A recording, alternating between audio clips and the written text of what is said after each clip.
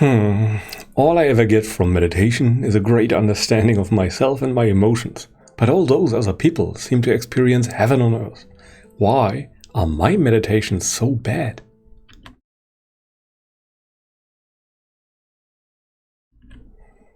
When people start meditating, they often have very romantic ideas about the process. They start out with clear ideas of how meditation should be like, and the kind of advertisement going around adds to it. Many people see it as some, supreme refuge of heavenly pleasures and things like that. And as a beginner, a good meditation is supposed to feel peaceful and sublime and easy and many other things. In reality, meditation rarely is like that, and today we will learn why that is not only okay, but just the way it is and should be. And a typical meditation of a beginner might look as follows, just to give you an idea. A meditator sits down and watches half of a breath and then is already distracted and somewhere lost in daydreaming or thought.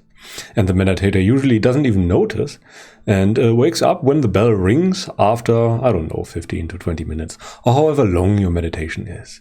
He was not asleep, but he wasn't mindful or meditating either. He was completely lost in thought or daydreaming or fantasy or any of those other inviting states of mind that are associated with lust and dullness and aversion sometimes. So you try to avoid the work of meditation in a sense. So you really try to enjoy yourself instead of doing the hard work of staying with the breath, which is kind of tedious and kind of exhausting, and so you try to avoid it. And this is just one of many problems that may occur.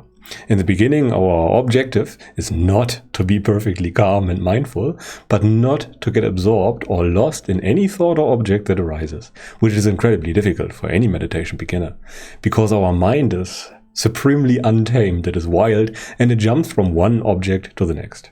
We have to learn to say no to our innate tendency of automatically reacting to everything. And this word reaction just means that we decide to do one thing or another when the option arises in our mind. When we get the idea, I should get up from the meditation cushion and do something else, then we give in immediately. That is what is meant by reaction. So we just follow our natural inclination, the impulses that arise in our mind. We have the option to say no to them, but most people never really exercise that option. And we pretty much have to learn not to act upon the things in our mind. This is called the moral training in Buddhism, or simply enduring.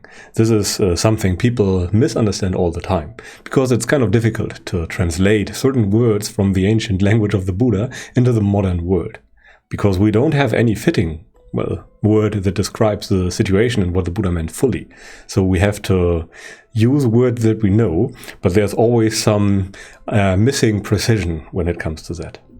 And in reality, our minds will even begin to tell us stories about how meditation is useless and how you should better get up and enjoy yourself, or how it is not for you, and those things can be pretty uncomfortable as a beginner.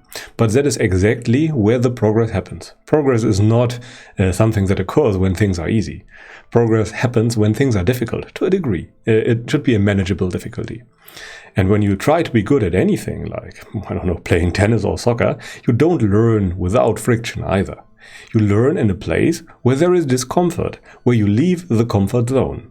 And some suffering, some discomfort is a very good indicator for progress indeed.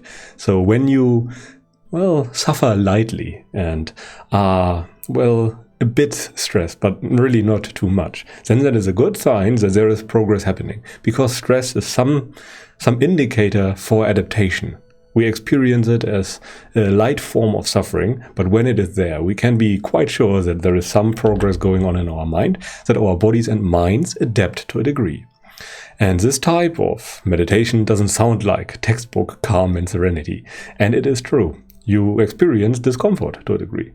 And in the beginning, that is simply not your objective to achieve any deep degree of calm or serenity, because you have other things to do first. And only then can those deep and sublime states of mind arise. And a good meditation is not one that passes in no time, that is just enjoying yourself. A good meditation is one where you make progress and learn something about yourself, and maybe even learn to endure your mind's chatter and your emotions much better than before. Because when you learn to do that, then you get rid of a lot of future suffering that you will not experience again, because you now know how to endure those states of mind that previously plagued you.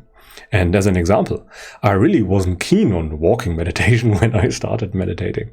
I thought it was useless and very unmeditative, because you are walking around. How could that be meditation? I wanted to sit and make progress like a real monk. However, I did not realize how much I bought into the story my mind told me. I really believed that mental chatter and did not endure it at all. I gave in, I reacted upon it. And later I realized my mistake and started to really benefit from walking meditation again. It is a very useful tool for gaining insight into how the world works. Okay, but let us now come to the most important points. Many people have very romantic or unrealistic ideas about meditation. This is due to advertisement, a tendency of superlatives, and wishful thinking. So many books and forums and people online, for example, tell you how incredibly pleasant meditation is. They tend to tell you the highlights of whatever they experience. They do not tell you all the suffering and the pain they went through and how they wanted to stop all the time because there was nothing going on. That's not the stuff people usually tell others. What they tell others is the highlights and the highlights only. And this creates a distorted view of how a good meditation should be perceived. And the solution to all of this is to stop resisting reality as it is. It is good to accept your situation as it is and don't wish for it to be any different. When any problem arises, regard it as an opportunity and not as a problem. And when meditating, a good rule of thumb is to go where there is some resistance. If you are too comfortable, it is very, very likely that there won't be any progress at all. The progress comes with some form of resistance.